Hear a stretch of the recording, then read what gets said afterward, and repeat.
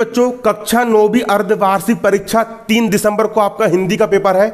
कक्षा 9वीं हिंदी अर्धवार्षिक परीक्षा एमपी बोर्ड 2021 एमपी बोर्ड। आपको पेपर में क्वेश्चन आना ही आना है, इसकी पूरी फुल गारंटी यहां पर मैं लेता हूं। आपका प्रश्न है दोहा छंद किसे कहते हैं, ठीक है, और चौपाई छंद किसे कहते हैं, ठीक है। तो अब इस वीडियो में और आप लोग को अभी में, आप सही बच्चों को अभी में 2 प्रश्न करवाऊंगा। पहले क्या करवाऊंगा, दोहा छंद किसे कहते हैं इसका उदाहरण दीजिए, और दूसरा क्वेश्चन अपन क्या पढ़ेंगे, चौपाई छंद किसे कहते हैं उदाहरण दीजिए। कान खोल करके अच्छे से सुनना है ताकि अच्छे से दिमाग के अंदर चला जाए, ठीक है। तो पहला क्वेश्चन लिखो, जल्दी लिखो क्वेश्चन कापी खोलो, कापी खोलना पड़ेगा और कापी खोल के लिखना पड़ेगा कि दोहा छंद किसे कहते हैं। लिखो पहला क्वेश्चन क्या लिखोगे, दोहा छंद किसे कहते उदाहरण सहित समझाइए। लिख लिए, दोहा छंद किसे कहते उदाहरण सहित समझाइए। तो हेडिंग डालिए दोहा, हेडिंग के डालोगे दोहा। इसमें लिखो पहला पॉइंट, यह अर्ध सममात्रिक छंद है। लिखो पहला पॉइंट, यह अर्ध सममात्रिक छंद है। लिखना है कापी खोल करके। आप लोग तुम लिख रहे हो नहीं लिख रहे हो, क्यों लिख रहे हो ना, हाँ, ये क्या अर्ध सममात्रिक छंद है। लिख लिए पहला पॉइंट, दोहा क्या है, अर्ध सममात्रिक छंद क्या है, दोहा। दूसरा पॉइंट क्या लिखोगे, दूसरा पॉइंट लिखिए, दूसरा पॉइंट लिखिए, यह सोरठा का उल्टा होता है। यह क्या होता है, यह सोरठा का उल्टा होता है। कौन, दोहा छंद कैसा होता है, सोरठा का उल्टा होता है। तीसरा लिखिए, इसमें 4 चरण होते हैं, इसमें 4 चरण होते हैं। लिखो अगला पॉइंट, इसमें 4 चरण होते हैं। किसमें, अरे दोहा में। कितने चरण होते हैं, 4 चरण होते हैं। चौथा पॉइंट लिखो, इसके पहले और तीसरे चरण में, इसके पहले और तीसरे चरण में, किसके पहले और तीसरे, दोहा के पहले और तीसरे चरण में 13 मात्राएं होती है। कितनी मात्राएं होती है, 13 मात्राएं होती है। दोहा के पहले और तीसरे चरण में कितनी होती है, 13 मात्राएं होती है। लिख लिए, दोहा के पहले चरण में और तीसरे चरण में कितनी मात्रा होती है, 13। अगला पॉइंट लिखो 5वां, लिखना है कापी में, लिखो रे कापी में, है ना। इसके लिखो, इसके दूसरे और चौथे चरण में, इसके दूसरे और चौथे चरण में, इसके दूसरे और चौथे चरण में 11 मात्राएं होती है। 11 मात्राएं होती है, ठीक है। कितनी होती है, दूसरे और चौथे चरण में 11 मात्राएं होती है। कितनी होती है बच्चों, मेरे प्यार है, मेरे मुन्नो, कितनी होती है, 11। अरे क्या होती है, किसमें, दोहा में। लिख लिए इतने पॉइंट, सबने लिख लिए।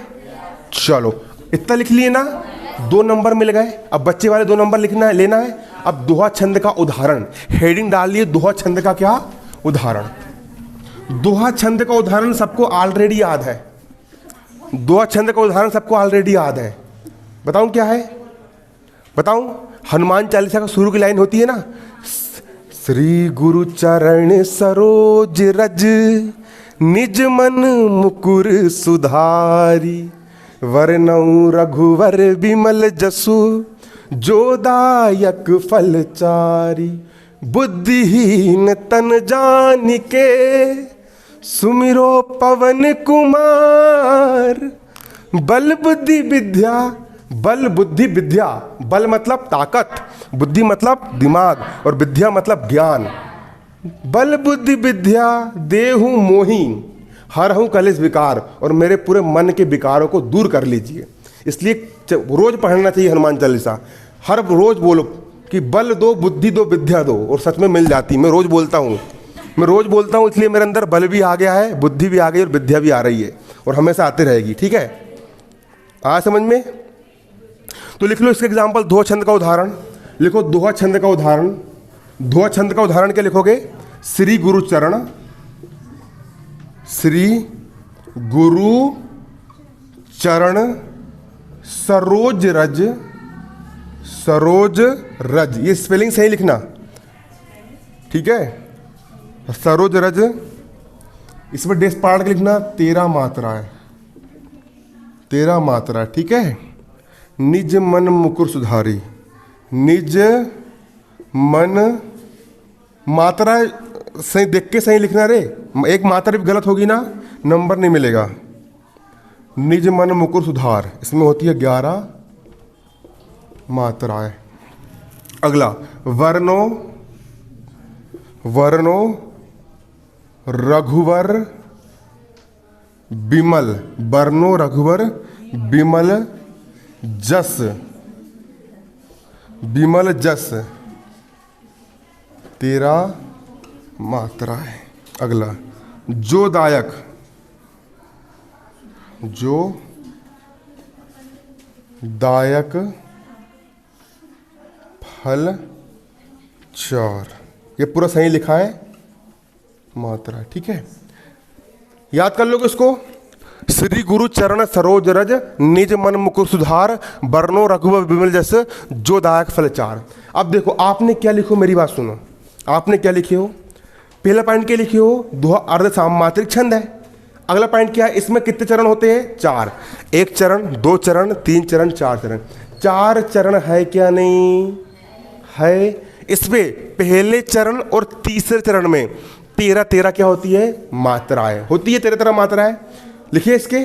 और अगला इसके दूसरे चरण और चौथे चरण में कितनी कितनी मात्राएं होती है, 11 मात्राएं होती है। मात्रा ज्ञान गिनना भी तुमको सिखा दूंगा, या माता राज भान संगला, है ना, ये कोड होता है इसका, इस कोड के सहायता से आप मात्रा गिन सकते हो कि किसमें कितनी मात्रा है, ठीक है। उसको यगड़ भगड़ मगड़ तगड़ जगड़ नगड़ सगड़, ये बहुत सारे गण होते हैं, क्या होते हैं, गण। इन गणों की सहायता से अपन मात्रा गिनते हैं। बन जाएगा ये, आपको लिख दो कितना। अगला क्वेश्चन लिखो, चौपाई छंद किसे कहते हैं, उदाहरण सही समझाइए। चौपाई छंद किसे कहते, उदाहरण सही समझाइए, जल्दी लिखो,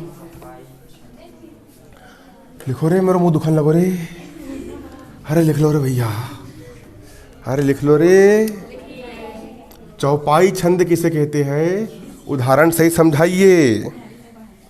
तो डाली हेडिंग चौपाई छंद की परिभाषा, हेडिंग के डालोगे चौपाई छंद की परिभाषा, डाली हेडिंग, क्या डाले हेडिंग, चौपाई छंद की परिभाषा। इसमें लिखो पहला पॉइंट, यह एक सममात्रिक छंद, क्या लिखोगे, यह एक कैसा है, यह एक सममात्रिक क्या है, छंद है। यह एक क्या है, सममात्रिक छंद है, ठीक है। शाम के 6-7 बजे लाइव आके पढ़ाऊंगा यूट्यूब पर, भारती सर 9th पे, अभी 1 घंटे पहले पढ़ाया था मैंने बेस ही, ठीक है ना कि नहीं। शाम को पढ़ाऊंगा 7 बजे, 6-7 तुम जुड़े थे ना, नोटिफिकेशन मिल जाएगी, बेल आइकन प्रेस करके रखे होंगे तुम लोग ने, तुरंत आ जाएगा नोटिफिकेशन, है ना कि नहीं। पहला पॉइंट क्या लिखोगे, ये एक क्या है, सममात्रिक क्या है, छंद है। क्या सममात्रिक छंद है, चौपाई क्या है, सममात्रिक छंद है। चौपाई क्या है, सममात्रिक छंद है। दूसरा लिखो, इसके प्रत्येक चरण में 16 मात्राएं होती है, लिखो इसके प्रत्येक चरण में, इसके प्रत्येक चरण में 16 मात्राएं होती है। इसके प्रत्येक चरण में कितनी मात्रा होती है, 16 क्या होती है, मात्राएं होती है। लिख लिए किसमें, चौपाई में। अगला लिखो तीसरा पॉइंट, इसमें 2 गुरु होते हैं, अंत में 2 गुरु होते हैं। लिखो इसके अंत में 2 गुरु होते हैं, इसके अंत में 2 गुरु होते हैं। लिखो इसके अंत में 2 गुरु होते हैं, इसके अंत में 2 गुरु होते हैं। लिख लिए। इसका एग्जाम्पल भी तुमको याद है चौपाई का, बताऊं क्या है, रघुकुल रीत सदा चली आई, प्राण जाई पर बचन न जाई, राम सिया राम सिया राम, जय जय राम। रघुकुल की रीत हमेशा चली आई है, भले ही प्राण चले जाए, हल्ला मत करो, भले ही क्या चले जाए, लेकिन मुंह से निकला हुआ एक शब्द वचन नहीं जाना चाहिए। वचन जाना चाहिए क्या, और राजा दशरथ ने वचन दिए थे किसको, कैकेयी को। कैकेयी ने क्या बोली कि राम को कितने साल के लिए 14 साल के लिए वनवास कर दो। तो राजा दशरथ के प्राण चले गए अपने पुत्र की याद में, पुत्र वियोग में प्राण त्याग दिए, लेकिन अपना वचन जाने दिए क्या? नहीं जाने दिए। ठीक है। तो और आप लोग को भी जबान के पक्का रहना चाहिए, सच बोलो, बिल्कुल झूठ बोलना चाहिए क्या? नहीं। हालांकि मैं झूठ नहीं बोलता हूँ, मैं खाली थंबनेल बनाता हूँ कि असली पेपर मिल गया, ठीक है, लेकिन असली पेपर मिलता नहीं है मेरे को। उसके अंदर जब क्लिक करता है कोई तो उसके अंदर मैं IMP क्वेश्चन बताता हूँ। अब वो मेरी मजबूरी है, मैं वैसा नहीं डालूंगा तो कोई क्लिक करेगा क्या? नहीं। ठीक है, तो लिख लो इसका एग्जाम्पल क्या लिखोगे? रघुकुल रीति सदा चली आई। रघुकुल रीति सदा चली आई। रघुकुल रीति सदा चली आई, प्राण जाई पर बचन ना जाई। बचन ना जाई। ठीक है, ये लिख लो। लिख लिए? बाहर कोई आया है? चलो आज के लिए इतना ही। धन्यवाद। जय हिंद, जय भारत।